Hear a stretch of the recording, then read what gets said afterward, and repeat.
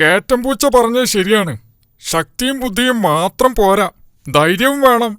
നല്ല ബുദ്ധിയും ശക്തിയും ഉള്ള ഒരാൾക്ക് ധൈര്യമില്ലെങ്കിൽ ഒന്നും തന്നെ ചെയ്യാൻ കഴിയില്ല. ശരിയല്ലേ? അങ്ങനെയുള്ള ആരെങ്കിലും ഉണ്ടോ? ഉണ്ട്.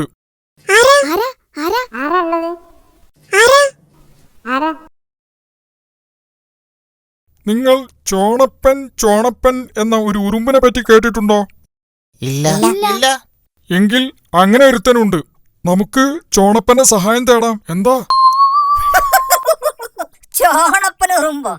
എന്റെ അപ്പോ, നിസ്സാരനായ ഒരു ഉറുമ്പിന് വേട്ടക്കാരനെ തോൽപ്പിക്കാൻ കഴിയുമെന്നോ?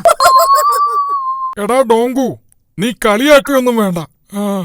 ചോണനുറുമ്പ് നിസ്സാരനായ ഒരു ജീവിയാണെന്നാണോ നിന്റെ വിചാരം? ആരുടെയും കഴിവിനെ ചെറുതായി കാണരുത്. മറ്റുള്ളവരെ നിസ്സാരന്മാരായി കാണുന്നവരാണ് മണ്ടന്മാർ. ഓഹോ, എന്നാ ശരി. ചോണപ്പനുറുമ്പിനെ എന്താ ചെയ്യാൻ കഴിയാന്നോ? ചോണപ്പൻ വേട്ടക്കാരനെ ഓടിക്കുന്നത് ഞാൻ എന്റെ കണ്ണുകൊണ്ട് കണ്ടതാ.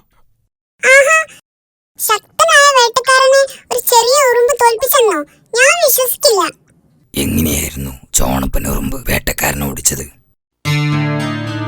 നമ്മുടെ ചോലപ്പുഴയുടെ വക്കത്ത് വെച്ചായിരുന്നു സംഭവം.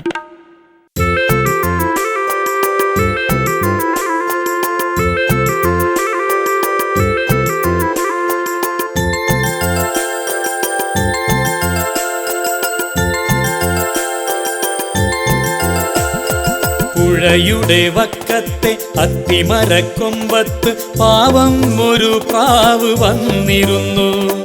പുള്ളിച്ചിറകുകൾ കൊത്തിക്കുടഞ്ഞും കൊണ്ടൊത്തിരി നേരം കഴിച്ചുകൂട്ടി.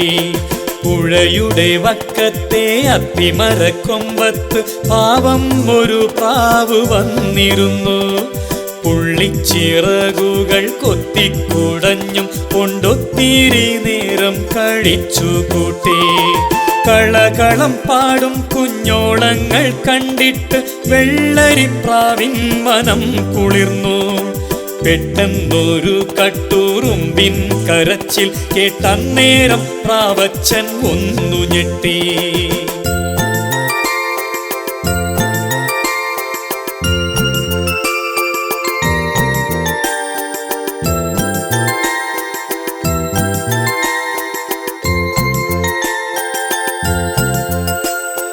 വെള്ളത്തിൽ മുങ്ങിക്കുളിക്കും ഉറുമ്പിനെ കാണേയിലയൊന്ന് കൊത്തിയിട്ടേ.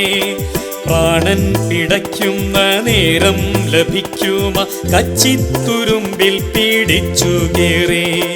ജീവൻ കനിഞ്ഞിടും കട്ടുറുമ്പിൻ മുഖം സന്തോഷമാലെ തുളുമ്പി നിന്നേ. രക്ഷകൻ ദൈവത്തിൽ 1000 സ്തുതിയോതി ആ സ്ഥലം വിട്ടുറുമ്പന്നു നീങ്ങി.